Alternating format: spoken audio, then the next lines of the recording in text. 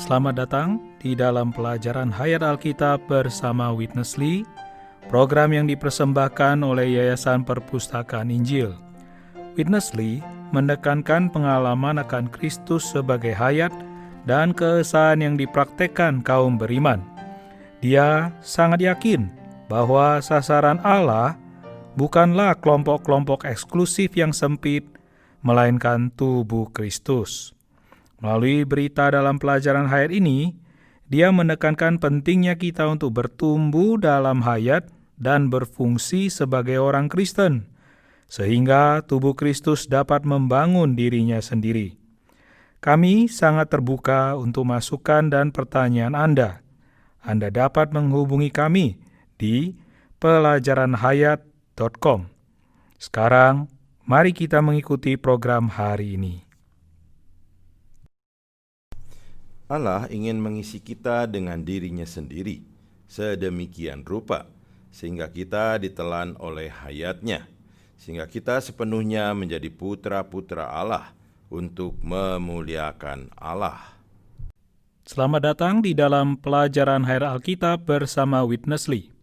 Program ini dipersembahkan oleh Yayasan Perpustakaan Injil, dan hari ini kita sampai pada program kedua Pelajaran Hayat Kitab Roma. Dan telah bergabung bersama kita di studio ini, Saudara Petrus. Saudara Petrus, apakah Anda setuju bahwa Kitab Roma adalah kitab yang paling banyak dipelajari dan ditafsirkan dibandingkan kitab-kitab lain di dalam Perjanjian Baru? Ya, saya yakin itu benar, Saudara Cuang. Tapi pelajaran kita ini unik. Dari pelajaran hayat kitab Roma, kita ingin melihat bagaimana kita dapat menikmati Kristus sebagai hayat dan suplai hayat kita, sehingga dia dapat menjadi segala sesuatu bagi kita, bagi pembangunan tubuh Kristus untuk merampungkan Yerusalem baru, sebagai satu-satunya tujuan Allah di alam semesta. Baiklah, berita ini akan melanjutkan pembahasan berita pertama mengenai pandangan sekilas tentang Kitab Roma. Sebelum kita melanjutkan berita hari ini, Saudara Witness Lee telah membuka pelajaran Hayat Kitab Roma dengan menyajikan pandangan menyeluruh Alkitab sebagai roman ilahi. Saya tahu Anda menyukai topik ini. Saya pernah mendengar Anda membicarakan hal ini sebelumnya. Mungkin ada yang ingin Anda tambahkan sekarang, Saudara Petrus? Ya, saya ingin mengatakan kepada para pendengar bahwa pemandangan seluruh Alkitab yang mencakup 66 kitab itu mengisahkan sebuah roman ilahi. Jika kita melihat seluruh isi Alkitab, kita akan melihat bahwa Allah di dalam Kristus adalah mempelai laki-laki, dan umat tebusan pilihan Allah adalah mempelai perempuannya. Alkitab memulai dengan kisah pernikahan Adam dan Hawa. Adam melambangkan Kristus, Hawa melambangkan gereja. Ketika Anda melihat di seluruh perjanjian lama, terutama kitab para nabi, Anda akan melihat bahwa Allah damba menjadi suami bagi umatnya.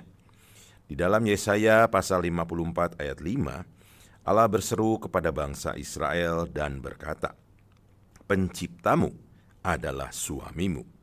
Oh, betapa menakjubkannya pemandangan ini, bahwa Allah adalah suami kita. Kemudian kita sampai pada kitab Kidung Agung, yang merupakan ekstrak dari seluruh Alkitab. Roman ilahi ini semakin terlihat jelas ketika kaum beriman pencari Kristus berdoa kepada Tuhan. "Tariklah aku," di dalam ayat 2. Kemudian di dalam ayat 4, perempuan itu yang melambangkan kita sebagai kaum beriman pencari Kristus berkata, "Kiranya ia mencium aku dengan kecupan mulutnya." Hal ini menunjukkan bahwa kita perlu memiliki hubungan yang pribadi dan mesra dengan Tuhan Yesus kita yang terkasih. Saya mendorong Anda untuk mengatakan ini kepada Tuhan. "Tuhan, tariklah aku kepadamu." Dan bahkan berdoa, "Tuhan, ciumlah aku dengan kecupan mulutmu." Oh, kita perlu mengatakan ini kepada Tuhan setiap hari. Pada saat ini juga, Mari kita katakan, Tuhan Yesus, aku mengasihimu. Inilah roman ilahi itu. Di dalam Matius pasal 9, kita melihat bahwa ketika Tuhan berada di rumah Matius, dia menyatakan dirinya sebagai mempelai laki-laki. Di dalam Efesus pasal 5, Paulus menyingkapkan bahwa Kristus adalah suami dan gereja adalah istrinya. Kemudian dalam Wahyu pasal 19, kita melihat bahwa ada pesta pernikahan anak domba. Akhirnya, dalam Wahyu pasal 21, kita melihat Yerusalem baru adalah istri Kristus, anak domba itu. Dari ayat-ayat tadi, kita dapat melihat bahwa seluruh Alkitab mewahyukan suatu roman ilahi antara Allah dan umat-Nya. Kitab Roma adalah kitab yang tepat untuk menjelaskan semuanya ini. Puji Tuhan untuk kitab Roma. Mari kita bergabung kembali kepada pelajaran hayat dari Witness Lee. The Lord gave us 8 words. Tuhan telah memberikan 8 kata untuk menerangkan ke-8 bagian itu. Pendahuluan, penghukuman, pembenaran, pengudusan, pemuliaan, pemilihan, pengubahan, dan penutup. Kita semua perlu mengingat ke-8 kata itu. Sebab itu, kita harus memperhatikan dengan cermat isi ke-8 bagian tersebut. Pendahuluan melukiskan tema surat Roma, yaitu Injil Allah. Setelah pendahuluan, kita nampak bagian penghukuman yang mengungkapkan kebutuhan kita akan keselamatan Allah. Kita semua dalam keadaan putus asa, tidak tertolong, dan berada di bawah penghukuman Allah. Sebab itu, kita benar-benar memerlukan keselamatan Allah. Bagian ketiga ialah pembenaran, yang mewahyukan perampungan keselamatan Allah. Berhubungan dengan pembenaran, terdapat 3 butir, yaitu perujukan, penebusan, dan pendamaian. Ketiga butir ini akan kita bahas nanti dalam pasal 3. Saat ini, saya hanya ingin mengatakan dengan singkat bahwa pembenaran Allah bersandar pada penebusan Kristus. Tanpa penebusan Kristus, tidak ada jalan lain bagi Allah untuk membenarkan orang dosa. Penebusan itu memiliki satu aspek utama, yaitu perujukan. Perujukan merupakan susunan dan bagian utama dari penebusan Kristus. Karena sebagai orang dosa, kita telah berhutang banyak kepada Allah, dan Allah menuntut agar kita melunasinya. Hal ini menimbulkan satu persoalan yang sangat serius. Persoalan ini telah diatasi oleh Kristus sebagai kurban pendamaian. Karena perujukan telah membereskan persoalan kita dengan Allah, maka kita pun tertebus. Berdasarkan penebusan Kristus, Allah membenarkan kita dengan mudah dan sah. Karena itu, kita dapat memperoleh kenikmatan sepenuhnya atas diri Allah. Alkitab bahasa Inggris versi King James mengatakan, kita bersukacita di dalam Allah. Kita tidak hanya bersukacita di dalam Allah, kita bahkan menikmati diri Allah sendiri. Allah menjadi kenikmatan kita. Demikianlah makna pembenaran. Baiklah, Saudara Petrus, kita akan mulai membahas kitab Roma lebih dalam pada bagian ini. Kita telah diperkenalkan bahwa kitab Roma terbagi menjadi 8 bagian. Saya harap Anda mau mengulang 8 bagian ini sekali lagi, karena ini akan sangat membantu kita untuk memahami kitab Roma. Bagian pertama dalam kitab Roma adalah pendahuluan. Pada bagian ini, kitab Roma membicarakan Injil Allah, yaitu Injil keselamatan lengkap Allah. Bagian kedua dari kitab Roma membicarakan penghukuman Allah. Ini menunjukkan kebutuhan kita akan keselamatan Allah. Kita adalah orang yang tidak tertolong dan putus asa. Oleh karena itu, kita semua perlu diselamatkan oleh Allah. Bagian ketiga adalah pembenaran. Pembenaran merupakan penggenapan keselamatan Allah. Untuk mencapai keselamatan Allah, kita memerlukan Kristus sebagai kurban rujukan kita. Dia adalah perujukan kita. Dia menggenapkan penebusan bagi kita untuk mendamaikan kita dengan Allah, membawa kita berpaling kepada Allah, dan juga membawa kita ke dalam Allah, sehingga kita dapat menikmati Allah. Bagian keempat adalah pengudusan. Pengudusan adalah proses hayat dalam keselamatan Allah, dan kita akan membahas lebih banyak tentang hal ini. Bagian kelima adalah pemuliaan. Hal ini menunjukkan kepada kita tujuan keselamatan Allah. Allah ingin mengisi kita dengan dirinya sedemikian rupa, sehingga kita ditelan oleh hayatnya, bahkan sampai tubuh fana kita, sehingga kita sepenuhnya menjadi putra-putra untuk memuliakan Allah dan mengekspresikan Allah. Bagian keenam dari kitab Roma adalah pemilihan Allah, yang merupakan ekonomi keselamatan Allah, di mana Allah dapat dimuliakan di dalam kita. Ini adalah takdir kita, dan ini juga adalah tujuan Allah dalam memilih kita. Bagian ketujuh adalah pengubahan atau transformasi. Ini adalah praktek kehidupan di dalam keselamatan Allah. Pengubahan dimulai di dalam Roma pasal 12, berlanjut sampai Roma pasal 15 ayat 13. Pada akhirnya, di awal pasal 15 ayat 14 sampai akhir kitab Roma, kita memiliki simpulan dari kitab Roma, yaitu perampungan akhir dari keselamatan Allah, di mana kita sebagai gereja-gereja lokal akan menjadi ekspresi penuh dari tubuh Kristus. Singkatnya, ini adalah 8 bagian yang indah dari kitab Roma yang menunjukkan kepada kita keselamatan penuh Allah. Terima kasih Saudara Petrus. Mari kita bergabung kembali bersama kepada pelajaran hayat dari Witness Lee. Following this, we have Bagian selanjutnya adalah pengudusan. Setelah dibenarkan, kita perlu dikuduskan. Apakah arti pengudusan? Sekali lagi, kita boleh menggunakan perumpamaan air teh.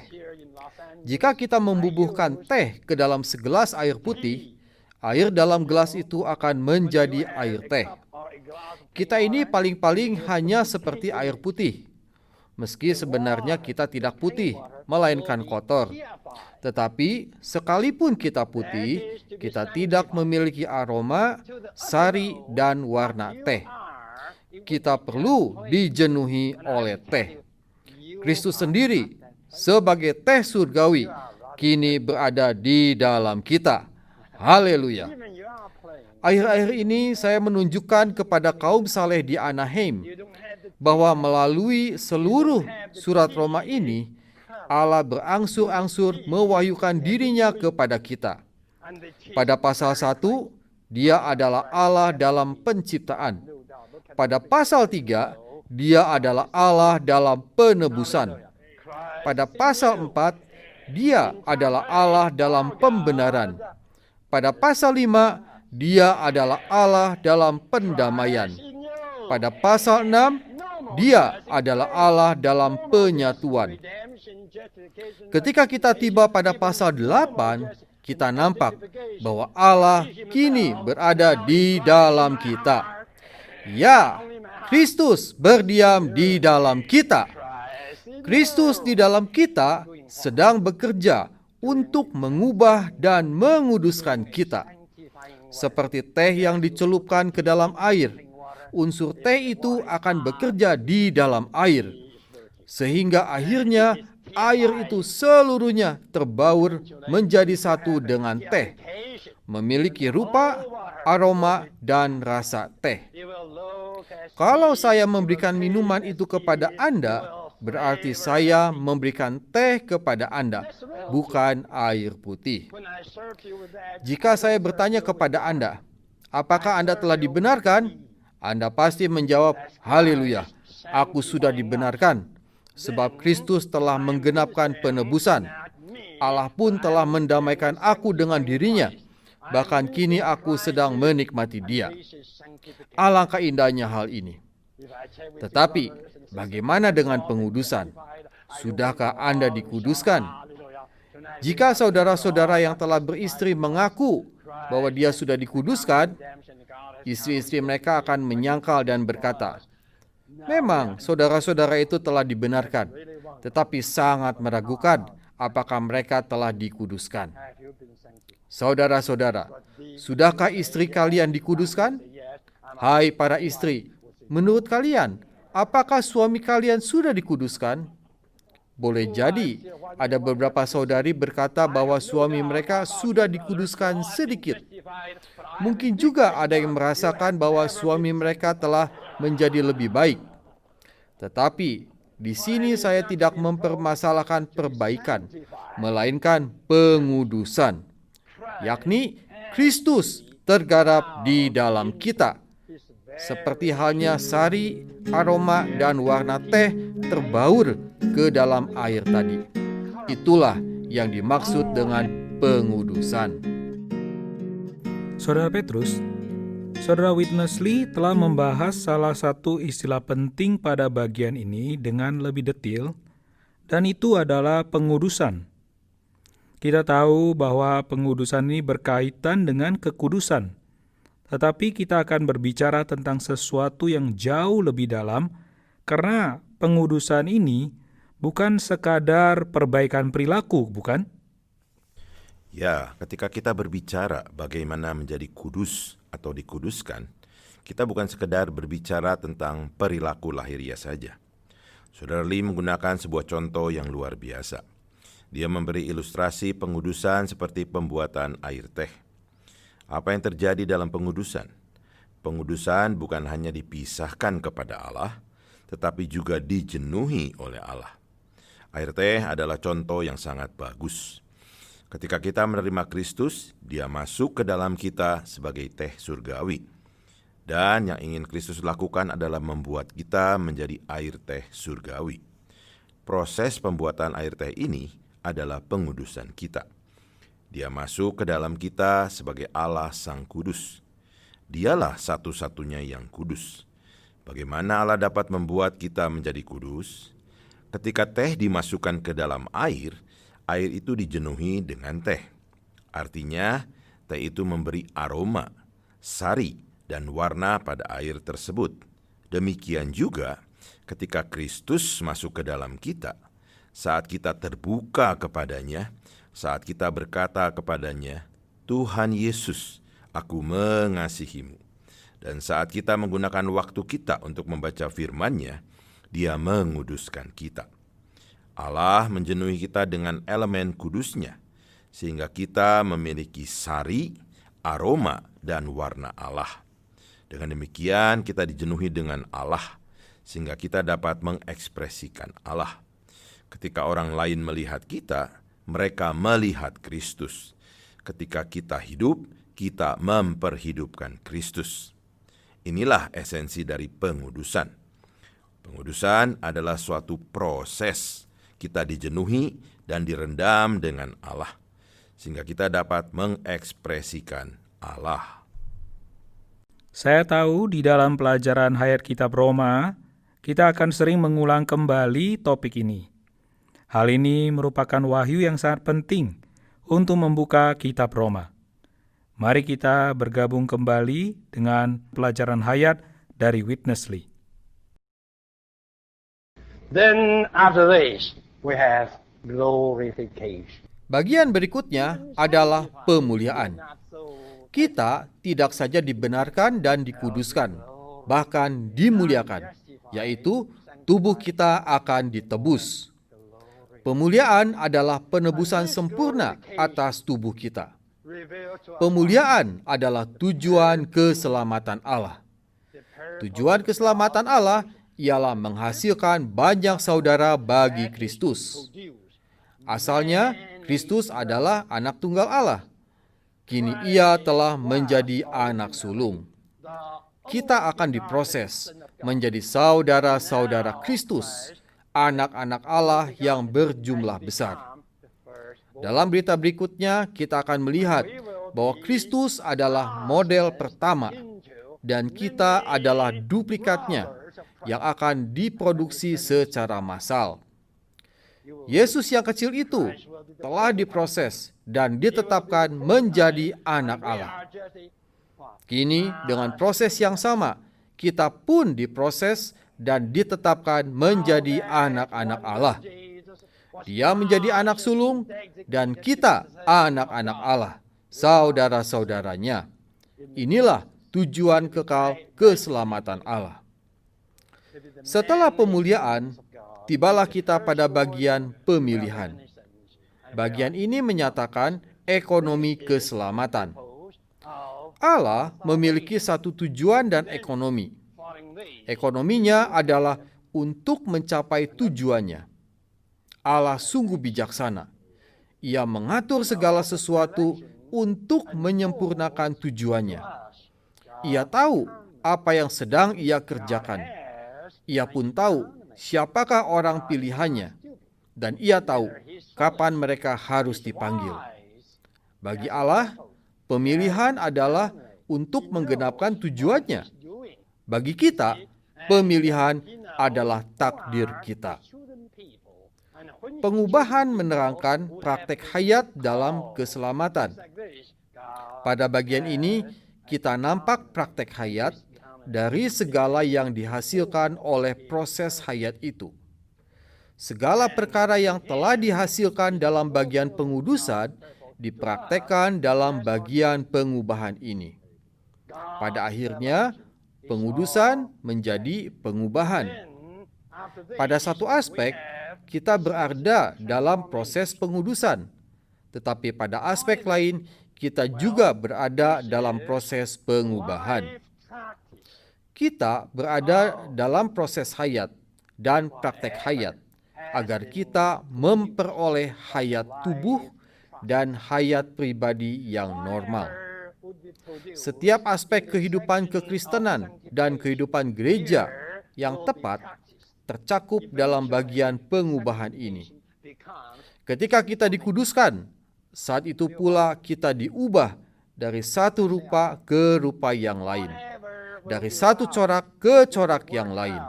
Puji Tuhan, kita semua berada di bawah proses hayat pengudusan yang menuju ke praktek hayat pengubahan. Bagian terakhir dari kitab Roma ialah penutup yang menerangkan kesempurnaan akhir keselamatan. Kesempurnaan akhir keselamatan Allah tak lain adalah gereja-gereja, bukan hanya tubuh, melainkan gereja-gereja lokal sebagai perwujudan tubuh tersebut. Haleluya! Surat Roma berawal dengan Injil Allah dan berakhir dengan gereja-gereja lokal. Saudara Petrus, sekarang kita sampai pada pemulihan. Kita mendapatkan sesuatu yang luar biasa dari perkataan Saudara Witness Lee melalui pembacaan kutipan pelajaran hayat ini. Dia mengatakan bahwa pemulihan mewahyukan tujuan keselamatan Allah. Tujuannya adalah untuk menghasilkan banyak saudara Kristus, banyak putra Allah. Saya yakin Anda punya penjelasan lebih banyak tentang hal ini. Sungguh luar biasa bahwa Kristus menginginkan banyak saudara dan Allah menginginkan banyak putra. Jadi saat kita menerima Kristus, Dia masuk ke dalam kita dan tinggal di dalam kita. Kemudian saat Kristus menyebarkan dirinya sendiri dan apa yang telah Dia kerjakan ke dalam seluruh diri kita, Dia memutrakan kita melalui menguduskan kita. Ibrani pasal 2 ayat 10 memberitahu kita bahwa Allah memimpin banyak putra ke dalam kemuliaan. Inilah pemuliaan di dalam 2 Korintus pasal 3 ayat 18. Ayat ini memberitahu kita bahwa kita sedang ditransformasi dari satu tingkat kemuliaan ke tingkat kemuliaan yang lain. Ini berarti bahwa pemuliaan ini adalah suatu proses di mana Kristus yang ada di dalam kita menyebar keluar dan menjenuhi kita dengan dirinya sendiri. Sekarang Dia sedang memuliakan kita, membawa kita dari satu tingkat kemuliaan ke tingkat kemuliaan yang lain. Sekarang untuk para pendengar, saya ingin mengatakan sesuatu yang praktis tentang poin ini. Bagaimanakah Tuhan dapat membawa kita dari satu tingkat kemuliaan ke tingkat kemuliaan yang lain untuk memutrakan kita, sehingga kita menjadi banyak putra Allah dalam kemuliaan Allah? Menurut 2 Korintus pasal 3 ayat 16, kapan saja hati kita berpaling kepada Tuhan, selubung itu akan diambil. Kemudian di ayat 18 mengatakan bahwa kita mencerminkan kemuliaan Tuhan dengan muka yang tidak berselubung untuk diubah dalam kemuliaan yang semakin besar. Bila Anda menggabungkan ayat-ayat ini, kita akan melihat bahwa kita perlu senantiasa memalingkan hati kita kepada Tuhan. Ketika kita memalingkan hati kita kepada Tuhan, selubung itu akan diambil.